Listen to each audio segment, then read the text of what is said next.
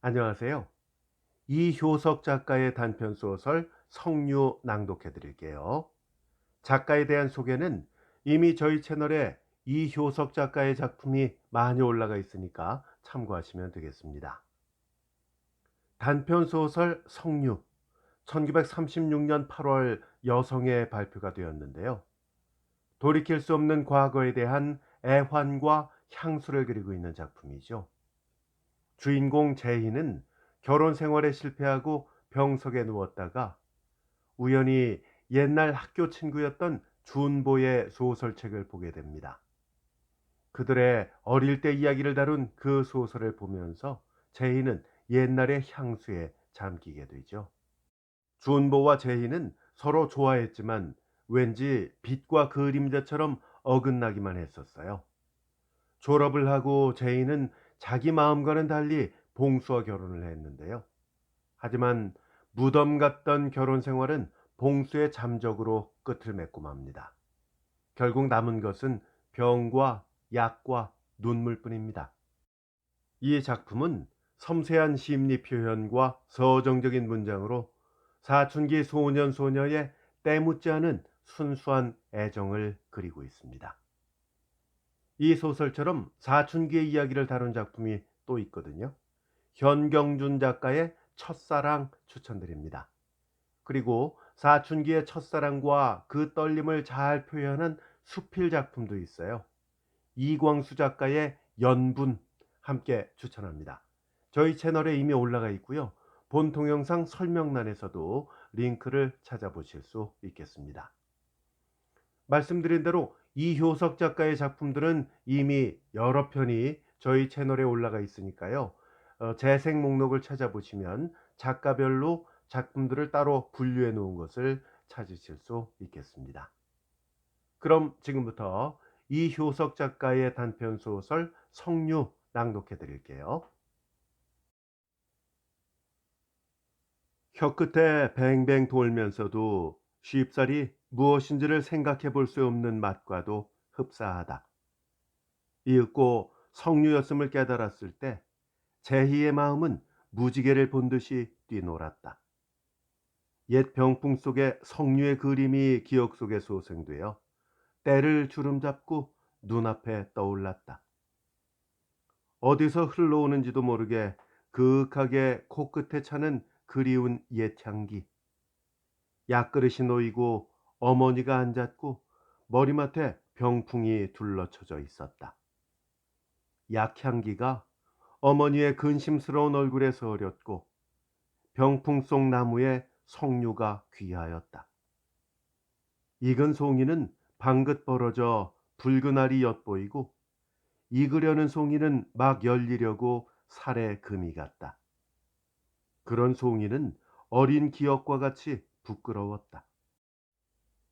오랫동안 까닭도 없이 몸이 고달프던 것이 이틀 전 학교도 파하기 전에 벼랑간 허리가 아프기 시작하였다.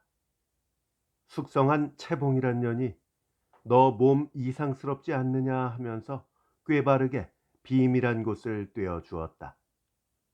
웅크리고 앉아 있는 동안에 견딜 수 없이 배가 훌쳤다. 두려운 생각이 번쩍 들어 책보도 교실에 버린 채 집으로 돌아왔다. 밤에 자리 속에서 옷을 말아내고 어머니 앞에 얼굴을 쳐들 수 없었다. 버들 같은 체질을 걱정하여 어머니는 간호의 시중이 극진하였다. 인생은 웬일인지 서글픈 것이었다. 예나 이제나 일반이다. 지금에는 어머니도 없고 머리맡에 병풍도 없고 석류도 없다. 예를 그리워하는 생각만이 아름답다. 석류는 그윽한 향기다. 향기는 구름같이 잡을 수 없고 꺼지기 쉬운 안타까운 자취. 눈물이 돌았다. 가슴이 뻐근히 저리는 동안에 무지개는 꺼지고 석류는 단걸음에 옛날로 물러가 버렸다. 애달픈 생각에 골이 아프고 신혈이 높아졌다. 머리맡에 약이 쓰다. 약도 옛날 것이 한결 향기로웠던 것이다.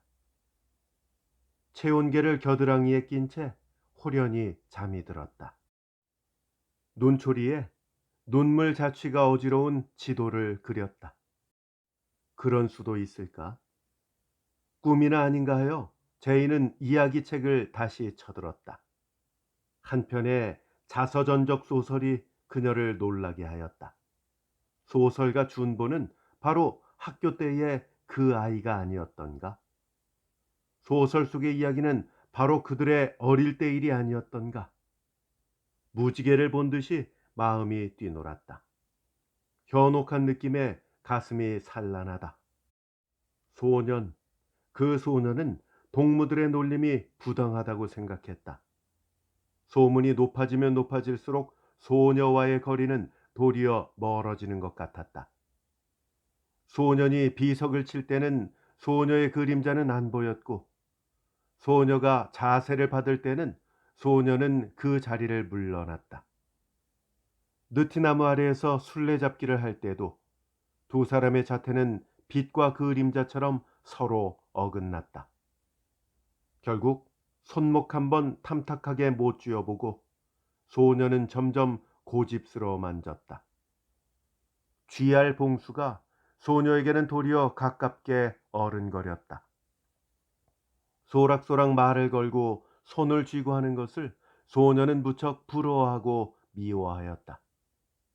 그렇게 못하는 자기의 고집스러운 성기를 슬퍼하면서 동무들의 부당한 놀림을 억울하게 여길 뿐이었다. 제희가 준보에게 터놓고 다정히 못 굴었음을 뉘우치게 된 것은 그와 작별한 후였다. 채봉이가 자별스럽게 준보를 위함을 알고 마음이 편편치 못하였으나 그와 떨어지고 보니 그것도 쓸데없는 걱정임을 깨달았다.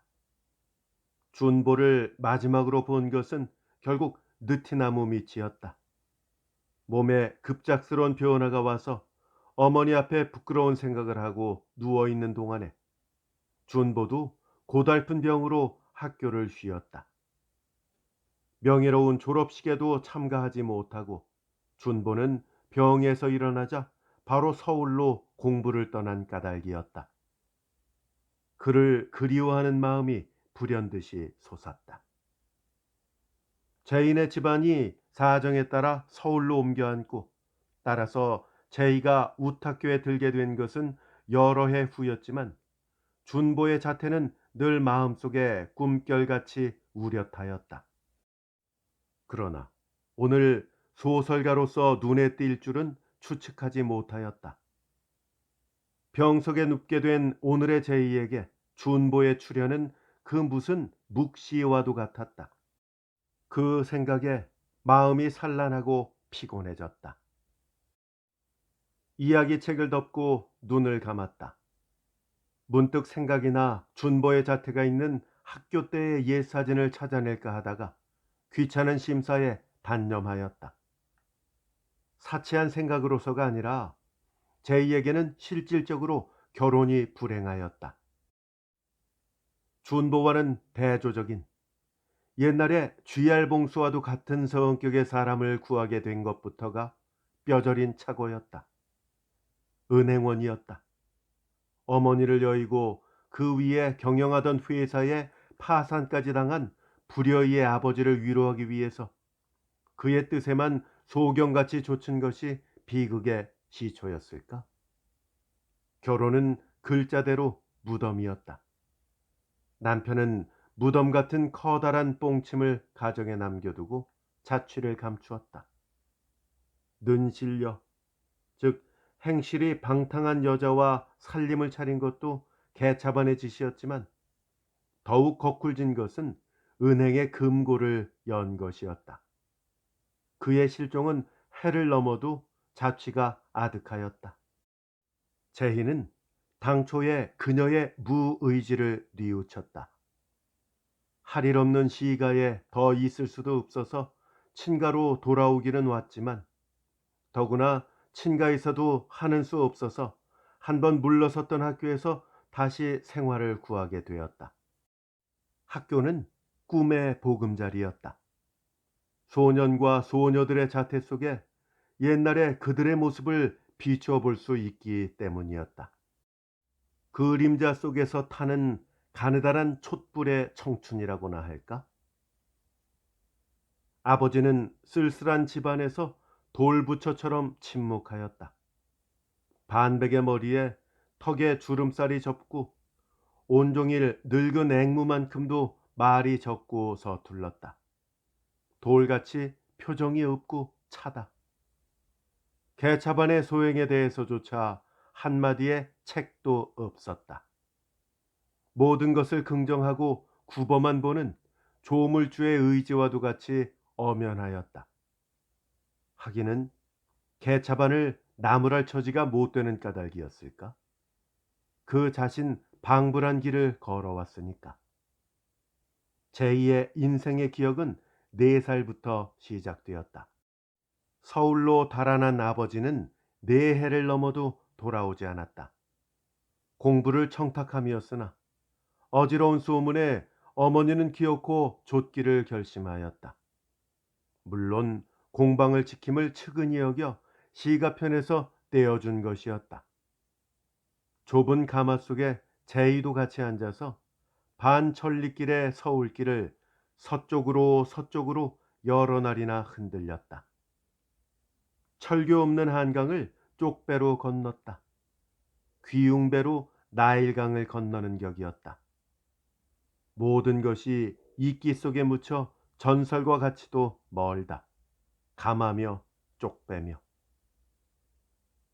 학교를 마치고 벼슬을 얻은 아버지는 깨끗하게 닦아놓은 도읍 사람이었다. 포천집과 젊은 꿈속에 있는 그에게 그들의 도착은 큰 놀람이었다. 포천집 등살에 모처럼의 서울도 제희 모녀에게는 가시밭이었다. 주일에 예배당을 찾아 아름다운 천미가 속에 위안을 발견하는 그런 모녀였다. 담배 심부름을 나갔다가 행길에서 뱀 잡아든 것을 보고 가엾은 짐승의 기괴한 아름다움에 취하여 정신없이 서 있는 제희였다. 공부하러 온 먼촌 일가의 국현이가 때때로 군밤을 가지고 와서 제희의 마음을 기쁘게 하였다. 인자한 국현이의 무릎 위 따뜻한 군밤, 제희의 전기 속에 축복된 부분이요 아름다운 한 페이지였다. 그러나 4살적 인생은 모든 것이 이끼 속에 묻혀 전설과 같이 멀다. 예배당의 찬미가, 거리의 뱀, 따뜻한 무릎, 그리고 군밤. 굳은 일이든 좋은 일이든 전설은 모두 아름다운 것이니 제이는 한번 서울을 떠나 다시 그곳을 바라볼 때 그것을 정확히 느꼈다. 솔가하여 가지고 고향으로 떨어진 것은 늙은 부모를 마지막으로 봉양하자는 아버지의 뜻이었다. 낯선 정막 속에서 포천집은 눈을 감았다. 소생도 뒤를 이어 떠났다. 아버지는 마음을 가다듬고 지방의 속관으로 여생을 보내기로 하였다. 어머니도 비로소 마음의 안정을 얻었다. 제희도 학교에 들어갈 나이가 되었다. 이야기를 좋아하는 마음은 어디서 오는 것일까? 제희는 글자를 깨친 지 얼마 안 되었음에도 서울 시대의 묵은 이야기 책들을 끔찍이 사랑하였다.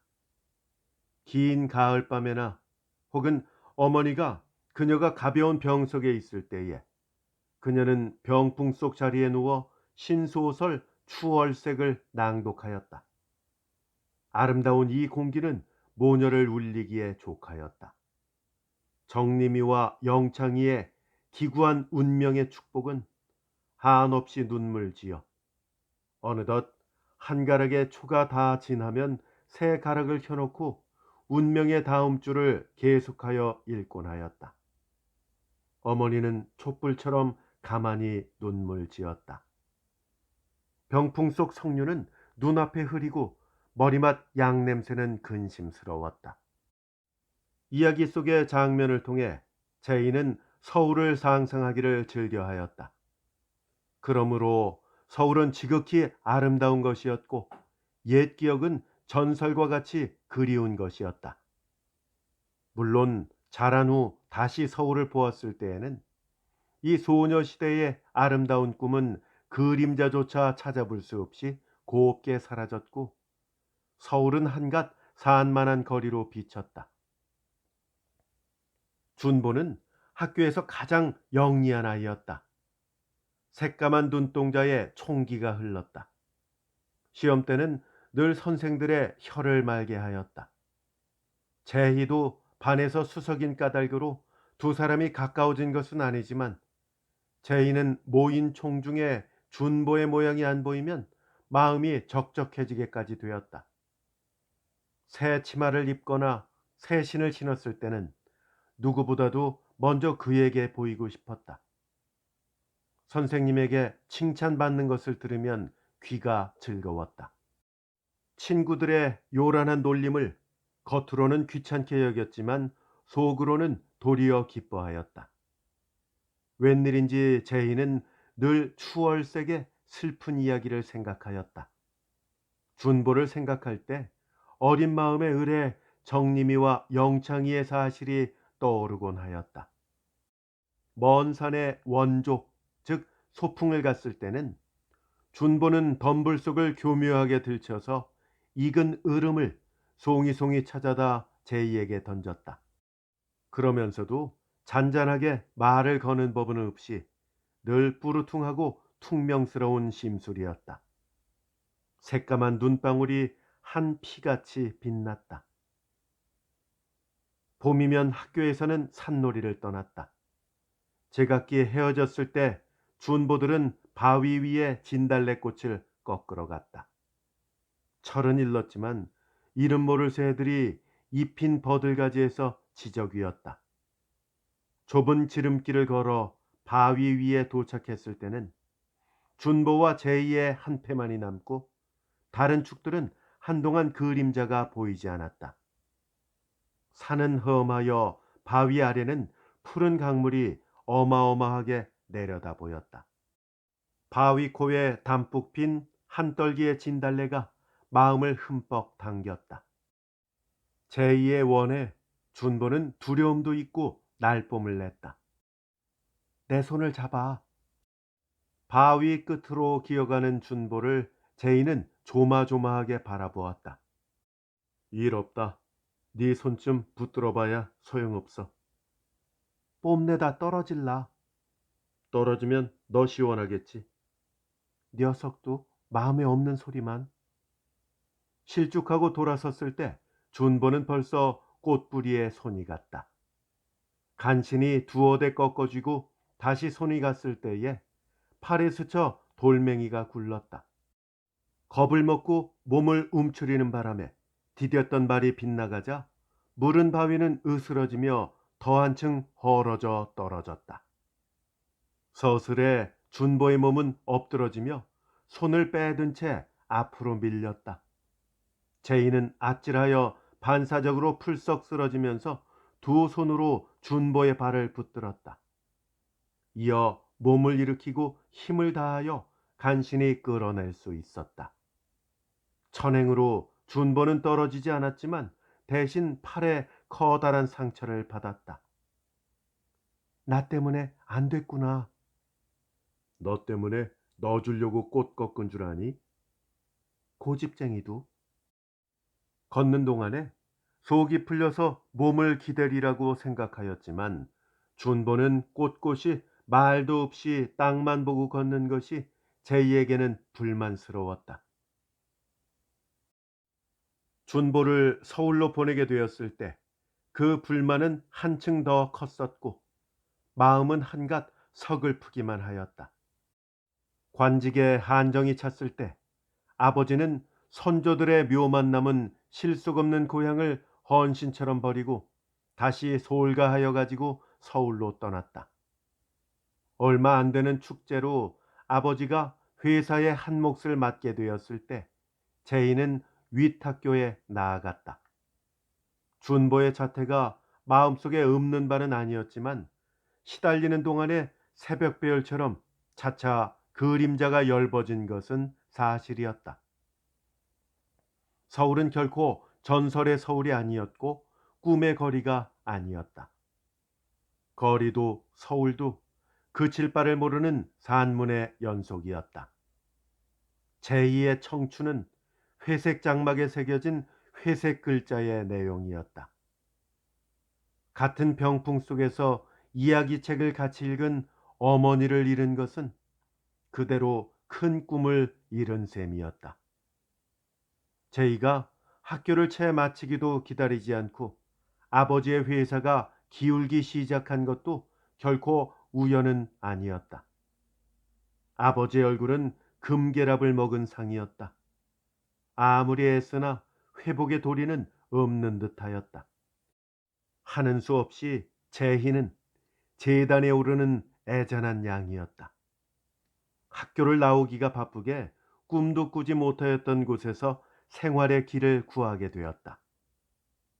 흡사 그 자신이 어린 시절을 보냈던 곳과도 같은 어린 학교에서 어린 아이들을 데리고 단조한 나날의 생활을 보내게 되었다. 그 속에서는 포부도 희망도 다 으스러져서 한 줌의 재로 변하였다. 그러던 차에 결혼이라 아버지는 부쩍 성화였다. 제희는 아버지를 가엾게 여기는 마음으로 자기의 뜻을 휘었다. 은행원이라고 도움이 되기를 바라던 것은 아니었다. 다만 아버지로서는 여러 가지로 불여이한 역경 속에서 한 가지씩이라도 집안일을 정리하자는 뜻이었다. 그러나 결혼은 글자대로 무덤이었다. 공칙하게 회사도 파산이었다. 제이는 별 수 없이 다니던 학교 앉던 의자에 다시 들어가 앉았다. 버둥질 쳐야 어쩌는 수 없는 인생임을 깨달은 후라 마음은 한결 유하여지고 가라앉아 갔다. 단조한 속에서 생기를 구하려 하였다. 으스러진 재 속에서 옛 이야기를 찾으려 하였다. 어린 합창을 힘써 희망의 노래로 들었다. 맡은 반의 소년과 소녀, 감남이와 애순이의 관계에서 어렸을 때의 꿈을 되풀이하려 하였다. 감남이는 고집쟁이였다. 미술 시간임에도 도화지를 가져오지 않은 때 이유를 물어도 꾸중을 해도 돌처럼 책상 앞에 웅크리고 앉아 말도 하지 않고 얼굴도 결코 쳐들지 않는다. 완전히 말을 잊은 아이 같다. 표정 하나 변하지 않고 검은 눈방울로 책상을 노리면서 한 시간을 보내는 수도 있었다. 애순이는 다정한 소녀였다. 여벌이 있으면 반드시 한 장을 감남이에게 나누어 주었다. 솔직하게 받을 때도 있지만 종시 고집을 세우고 안 받는 때도 있었다. 받아. 일 없다. 고집 피우다 꾸중 들을라. 꾸중 들으면 시원하겠니? 녀석도 마음에 없는 소리만. 어쩌다 받게 되면 다음 시간에는 곱절을 가져다가 도로 갚곤 하였다. 그 고집으로도 반대로 애순이가 가령 붓을 잊었을 때에는 자진하여 여벌을 빌려주었다. 감남이는 가난하였다. 점심을 굶는 때가 많았다. 이상스러운 것은 그런 때는 애순이도 역시 점심을 굶는 것이었다. 애순이는 결코 감남이처럼 가난하지 않았다. 점심이 없을 리가 없었다. 수상히 여긴 제이가 어느 날 점심시간이 끝나 교실이 비었을 때 은밀히 애순이의 책상 속을 살펴보았다. 놀란 것은 버젓이 점심을 싸가지고 온 것이었다. 다음 날 감남이가 점심을 먹을 때에 애순이도 먹었지만 다음 날 감남이가 굶을 때는 애순이도 굶었다. 물론 책상 속에는 점심이 있음에도 불구하고 말이다. 두 번째 그것을 발견했을 때 형언할 수 없는 경건한 느낌이 제이의 가슴을 쳤다. 한편 닿아서는 안 될 성스러운 것에 손을 닿은 것 같아서 송구스러운 느낌이 마음을 죄었다. 가만히 애순이를 불러 이유를 들었을 때 문득 가슴이 저리고 눈시울이 더워졌다. 감나미가 안 먹으면 먹고 싶지 않아요. 제이는 그날 돌아오던 길로 이불 속에서 혼자 흠뻑 울었다. 그날같이 사한 보람을 느낀 때도 적었다. 그 후로는 감나미를 꾸짖기는커녕 두 아이를 똑같이 곱절로 사랑하게 되었다. 자기들의 옛날이 그지없이 그리웠다. 산란한 심사에 몸이 유난히도 고달팠다. 제이는 학교를 쉬고 자리에 눕는 날이 많았다.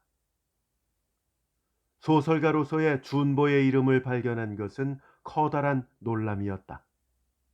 무지개를 본 듯이 마음이 뛰놀았지만 옛날을 우러러 보는 동안에 정신이 무척 피곤도 하였다. 눈초리에 눈물 자취에 어지러운 지도를 그린 채 제이는 눈을 떴다. 체온계를 뽑으니 수은주가 높다. 신열이 나고 몸이 덥다.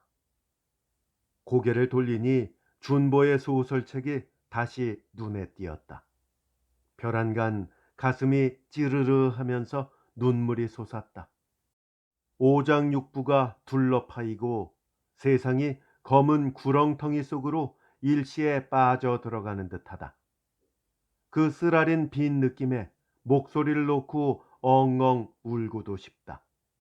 저물어가는 짧은 햇발이 창 기슭에 노랗게 기울었다.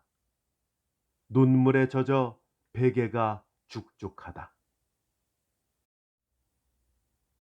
이효석 작가의 단편소설 성류 낭독해드렸습니다. 잘 감상하셨는지요? 오프닝에 말씀드린 것처럼 이렇게 사춘기의 이야기를 다룬 작품이 또 있거든요. 현경준 작가의 첫사랑, 그리고 사춘기의 첫사랑과 그 떨림을 잘 표현한 수필 작품도 있어요.